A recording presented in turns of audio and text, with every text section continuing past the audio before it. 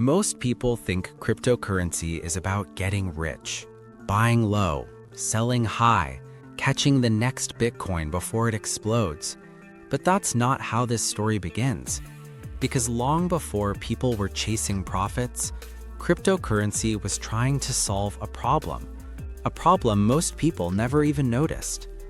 The fact that every time you send money, someone is watching, approving, and controlling that transaction.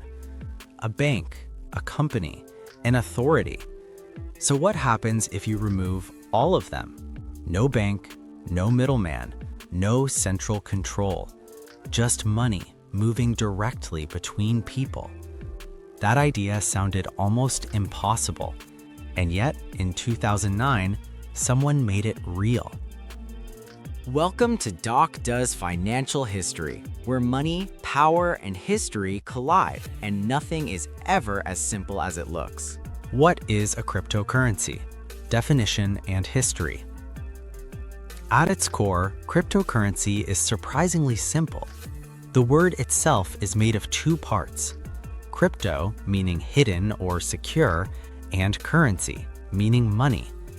So cryptocurrency is simply digital money secured by cryptography.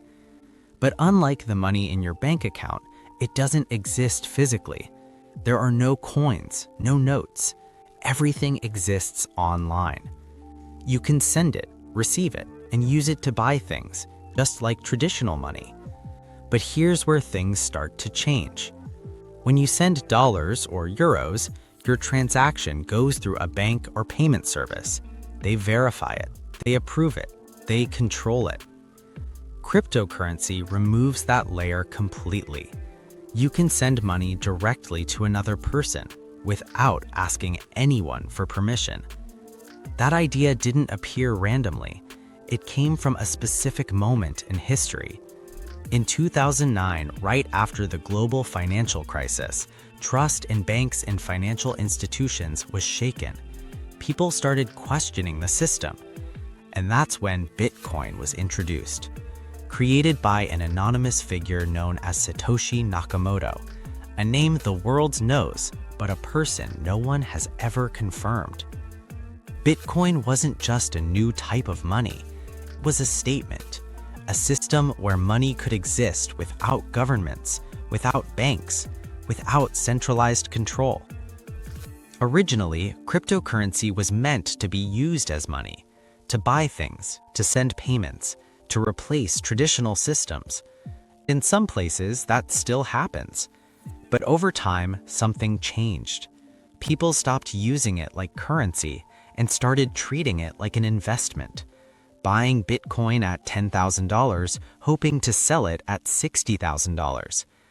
And that shift introduced something new: volatility.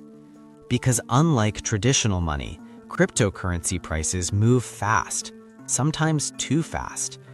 One day you can buy a coffee for a small fraction of Bitcoin, and the next day that same coffee costs twice as much. That unpredictability is why most people don't use crypto as everyday money. Instead, they treat it as an opportunity, a chance to grow wealth, or lose it. 2. How does cryptocurrency work? Blockchain and mining. If there's no bank controlling cryptocurrency, then what keeps the system running? The answer is something called blockchain.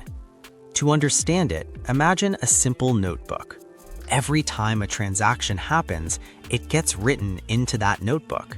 Once it's written, it can't be erased, it can't be changed. Now imagine something even more powerful. Instead of one person holding that notebook, millions of people around the world have a copy of it. So if anyone tries to cheat or change something, their version won't match everyone else's, and it gets rejected. That's blockchain, a shared public record of every transaction. Each page in that notebook is called a block. When one page fills up, a new one is added, and all those pages link together, forming a chain. That's why it's called blockchain. Now here's how a transaction works. When you send cryptocurrency, your transaction is broadcast to a network of computers around the world. These computers don't just accept it immediately, they verify it. They check if it's valid, if you actually own the cryptocurrency you're sending. And to do that, they solve complex mathematical problems. Once the transaction is verified, it gets added to the blockchain permanently, and the transfer is complete. So who are these computers? They're run by people known as miners. Miners use powerful machines to solve these complex puzzles. And why would they do that? Because they get rewarded.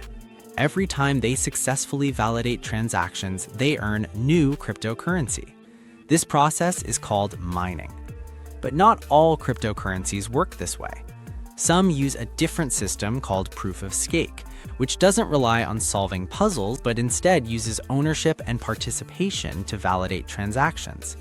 The system evolves, but the core idea remains the same: a decentralized network working together to maintain trust without a central authority.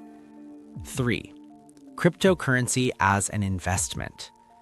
Now comes the part that attracts most people: money. Because cryptocurrency isn't just technology. For many, it's an opportunity. There are stories that almost sound unreal. Buying Bitcoin for a few $100s and watching it rise to tens of thousands, turning small investments into life-changing wealth. And those stories spread fast. But there's another side, because high returns always come with high risk. Cryptocurrency is extremely volatile. Prices can rise rapidly and fall just as fast. For example, Bitcoin dropped from around $45,000 to nearly $16,000 within months in 2022, a massive loss. But then it climbed again to new highs. So what causes these swings? Several factors play a role: supply and demand, market sentiment, government regulations, technological developments. But one factor stands above the rest: speculation. Many investors don't fully understand cryptocurrency. They follow trends, they follow hype, they follow the crowd. When positive news appears, prices rise. When fear spreads, prices fall. That's why the crypto market is so unpredictable. It doesn't just react to fundamentals, it reacts to emotion. 4. Common cryptocurrency terms. As you explore cryptocurrency, you'll come across certain terms again and again. Understanding that makes everything clearer. Bitcoin, the first and most well-known cryptocurrency, often called digital gold because of its limited supply and dominance. Altcoins, any cryptocurrency that isn't Bitcoin. This includes Ethereum, Solana, and many others. Some are serious projects, others, like meme coins, are driven mostly by internet culture. Wallets. A crypto wallet doesn't actually store your cryptocurrency. Instead, it stores your keys. There are two types: hot wallets, connected to the internet, easy to use but more vulnerable; cold wallets, offline storage, more secure but less convenient. Keys. Every wallet has two keys: a public key, like an address people can send money to, and a private key, like a password that proves ownership. Lose your private key and you lose access to your cryptocurrency forever. There are real stories of people losing millions this way. Fork. A fork happens when a cryptocurrency splits into two versions, usually because of disagreements in the community about how the system should evolve. Some follow the new path, others stay with the original. 5. Pros and cons of cryptocurrency. Like any system, cryptocurrency has strengths and weaknesses. Advantages: decentralization means no single authority controls it. Accessibility allows anyone with internet access to participate. Transactions are fast, global, and available 24/7. Privacy is stronger compared to traditional systems. And of course, there's potential for high returns. Disadvantages: volatility makes it unpredictable and risky. Its privacy can attract illegal activities. Regulations are still uncertain and evolving. Scams are common, especially for beginners, and there's no safety net. If something goes wrong, there's no one to reverse a transaction or recover lost funds. Cryptocurrency is often misunderstood.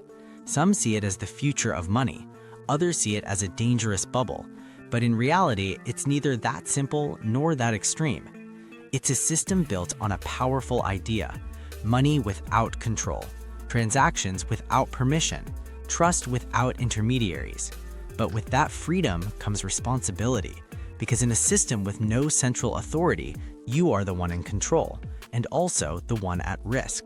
So whether cryptocurrency becomes the foundation of future finance or remains a volatile investment tool, one thing is certain: it has already changed how people think about money.